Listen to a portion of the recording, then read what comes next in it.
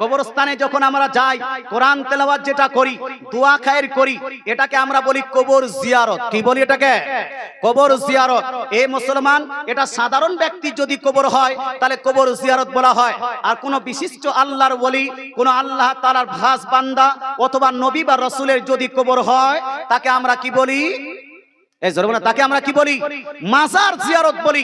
মুসলমান আজকে যারা মাজারে যায় তাকে মাজার পূজারী বলা হয়, তারা কবর জিয়ারতে যায় তাদেরকে কবর পূজারী বলা হচ্ছে না কি হুজুর? তাদেরকে কবর পূজারী বলা হচ্ছে। যারা পীর মানে এদেরকে বলা হয় পীর পূজারী। বলেছে কি বলছে না? এদেরকে পীর পূজারী বলছে। আচ্ছা বলুন তো, পীর মানার কারণে যদি আমরা পীর পূজারী হই, পীর মানার কারণে যদি আমরা পীর পূজারী হই, তারা শেখ মানে কি মানে না? এই মানে কি মানে না? তাহলে তারা শেখ পূজারী হবে না হবে না? তারা মাস্টারকে মানে কি মানে না? তাদের মাস্টার পূজারী হবে না হবে না? তারা ডাক্তারকে মানে কি মানে না? এই জন্য এরা ডাক্তার পূজারী হবে না হবে না? এরা নায়ককে মানে, এরা খলনায়ককে মানে, তাহলে এরা হয়ে যাবে নায়ক পূজারী, এরা হয়ে যাবে খলনায়ক পূজারী। মুসলমান আপনাকে বলতে চাই, কেউ নায়ক পূজারী হচ্ছে হোক, কেউ যদি খলনায়ক পূজারী হচ্ছে সে হতে পারে, কেউ যদি শেখ পূজারী হতে চায় হতে পারে। আমাদের জন্য যথেষ্ট হলো আমার রাসূলুল্লাহ, আমরা হলাম রাসূলের গোলাম, এটাতে থাকতে আমরা যথেষ্ট মনে করি। জোরে বলে সুবহানাল্লাহ। মুসলমান আমরা কারো পূজারী? আমরা কারো পূজারী? আমরা হলাম হাদিস, কোরআন হাদিসের পক্ষের লোক। কোরআন হাদিস যেটা প্রমাণ করবে সেটাকে আমরা মানবো, আর যেটা প্রমাণ করবে না সেটাকে মানবো না। আসুন আমরা যে কবর জিয়ারতে যাই, কবর জিয়ারতে অনেকবার দলিল শুনেছেন, কিন্তু আরেকবার শুনে নেন, ভালো লাগবে। হাদিস শুনলে নেকি হয় না গুনাহ? নেকি না গুনাহ?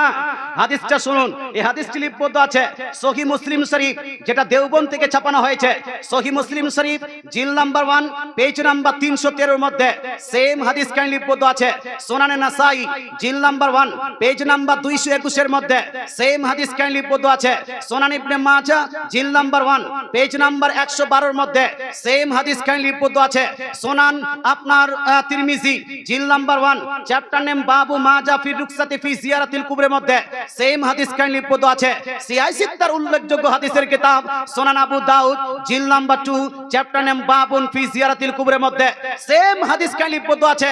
দেওবন্দ থেকে ছাপানো, বেরেলি শরীফ থেকে ছাপানো, বানারস থেকে ছাপানো, মিশকাত শরীফ জিল নাম্বার 1 পেজ নাম্বার 154 এর মধ্যে। জোরে বলেন সুবহানাল্লাহ। সুবহানাল্লাহ। এতগুলো রেফারেন্সে আল্লাহ তাআলা রাসূল সাল্লাল্লাহু তাআলা আলাইহি ওয়াসাল্লাম ইরশাদ করেন, জুরুল কুবুরা ফা ইন্নাহা তুযাক্কিরুকুমুল আখিরা।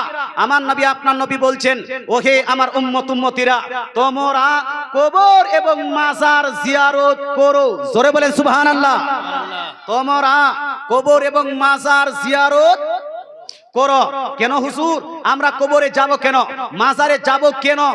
আচ্ছা বলেন তো, রাসূলুল্লাহ কবর জিয়ারত করতে বলেছেন কি বলেননি? এই মাজার জিয়ারত করতে বলেছেন কি বলেননি?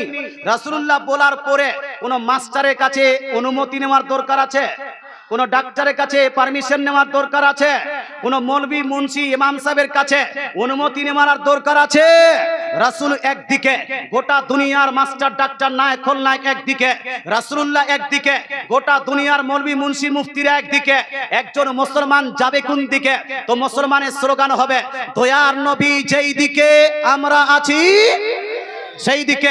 রাসূলুল্লাহর বলার পরে কারো কাছে পারমিশন নেওয়ার দরকার নাই। আচ্ছা রাসূলুল্লাহ পারমিশন দিয়েছেন কি দেননি?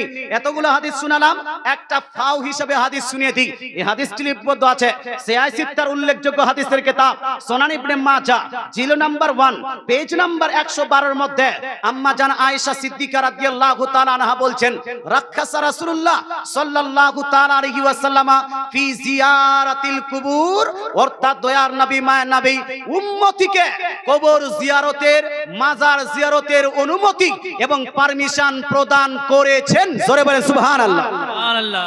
অনুমতি কে দিয়েছেন ভাই? রাসূলুল্লাহ। কে পারমিশন দিয়েছেন? কে? রাসূলুল্লাহ। এবার আমাদের কবর জিয়ারতের পারমিশন পাওয়া গেল, মাজার জিয়ারতের পারমিশন পাওয়া গেল। মাজার জিয়ারত করতে বলেছেন রাসূলুল্লাহ। এখন এই জিয়ারতকারীদেরকে কেউ যদি কবর পূজারী, মাজার পূজারী বলে, এর রাসূলের দুশমন হবে না হবে না? কোরআন হাদিসের দুশমন হবে না হবে না? আর কোরআন এবং হাদিসের যারা দুশমন, যারা রাসূলের দুশমন, তাদের সঙ্গে সুন্নিদের কোনো সম্পর্ক থাকতে পারে না। মুসলমান আপনাকে বলতে চাই, এবার আমরা এই হাদিসের উপর আমল করো তো কবরস্থানে পৌঁছে গেলাম, পৌঁছে যাওয়ার পরে করবোটা কি? ওখানে গিয়ে করবোটা কি? কবরস্থানে যাওয়ার পরে আমরা ওখানে কোরআন তেলাওয়াত করতে পারবো কিনা, ওখানে তাসবিহ তাহলিল পাঠ করতে পারবো কিনা, ওখানে কুলখানি করতে পারবো কিনা, দোয়া করতে পারবো কি পারবো না? মুসলমান এটা জানার দরকার আছে কি নাই? যারা যারা জানতে চান একটু হাত তুলে বলুন তো ইয়া রাসূলুল্লাহ। মাশাআল্লাহ, চুনচুনিয়া গ্রামের লোক একদম টানা টানা আছে বাপ। মুসলমান শিক্ষিত মানুষ, শিক্ষা গ্রহণ করুন। ওখানে গিয়ে করব কি এটা জানার জন্য আসেন আমার রাসূলুল্লাহর পদ্ধতিতে দেখে নিন, আমার রাসূলুল্লাহর আপনার সিস্টেমটা দেখে দিই। আমার রাসূলুল্লাহ সাল্লাল্লাহু তাআলা আলাইহি ওয়াসাল্লাম কবর জিয়ারত করতেন কি করতেন না, এই প্রসঙ্গে প্রায় সব হাদিস মিলে কমসে কম 50-এর অধিক, হাফ সেঞ্চুরির অধিক হাদিস আছে। আমার রাসূলুল্লাহ সাল্লাল্লাহু তাআলা আলাইহি ওয়াসাল্লাম নিজেই মদিনার কবরস্থান, যেটাকে জান্নাতুল বাকি বলে আমরা আখ্যায়িত করি, আর হাদিসের মধ্যে যার নাম দেওয়া হয়েছে বাকিয়ে গারকাত। কি নাম দেওয়া হয়েছে? বাকিয়ে গারকাত। এই বাকিয়ে গারকাতে রাসূলুল্লাহ সাল্লাল্লাহু আলাইহি ওয়াসাল্লাম প্রত্যেক দিন কবর জিয়ারত করতে যেতেন। জোরে বলেন সুবহানাল্লাহ। মুসলমান শুধু মদিনাতে নয়, বরং বুখারী শরীফ জিল নাম্বার 2 হাদিস নাম্বার 40-42, কত নাম্বার হাদিস বললাম? এই জোরে বলেন না, কত নাম্বার হাদিস? 40-42। এই 40-42 লিপিবদ্ধ আছে নবীজি মদিনা শরীফ থেকে রওনা দিয়ে সফর করে মক্কা মদিনার মাঝে যে উহুদ পাহাড়টি আছে, এই উহুদ পাহাড়ে পাশে 70 জন সাহাবায়ে কেরামের মাজার আছে। নবীজি প্রত্যেক বছর ওই মাজারগুলোতে জিয়ারত করতে যেতেন। জোরে বলেন সুবহানাল্লাহ। তাহলে কবর জিয়ারত করা রাসূলুল্লাহর সুন্নাত, মাজার জিয়ারত করা রাসূলুল্লাহর সুন্নাত। এবার কেউ যদি কবর জিয়ারতকে, মাজার জিয়ারতকে কবর পূজা, মাজার পূজা বলে, রাসূলুল্লাহকে কবর পূজারি, রাসূলুল্লাহকে মাজার পূজারি বলা হবে না? হবে না? হবে কি হবে না? আর কেউ রাসূলুল্লাহকে ডাইরেক্টলি অথবা ইনডিরেক্টলি যদি রাসূলুল্লাহকে কবর পূজারি বলে, রাসূলুল্লাহকে মাজার পূজারি বলে, এরা মুসলমান থাকতে পারে না, এরা মুসলমানের দলে হতে পারে না, এরা আবু জেহেলের দলে। কার দলের? আবু জেহেলের দলের। ওই দলে চলে গেছে। এই জন্য তো টেনে টুনে আবু জেহেলকেও বলছে আবু জেহেল হলো আমাদের মতোই মুসলমান। কথা বোঝা গেল? আবু জেহেল হলো আমাদের মতো মুসলমান। তোমরা আবু জেহেলের দলে গেছো, আবু জেহেল তোমাদের দলে গেছে। তোমরা গেছো নবীকে অমান্য করে আবু জেহেলের দলে, আর আবু জেহেল আপনার রাসূলুল্লাহকে অমান্য করে চলে গেছে কাফিরের দলে। এই জন্য আমি বলবো তোমাদের সঙ্গে আর আবু জেহেলের সঙ্গে সুন্নিদের কোনো সম্পর্ক থাকতে পারে না। কথা বোঝা গেল ভাই?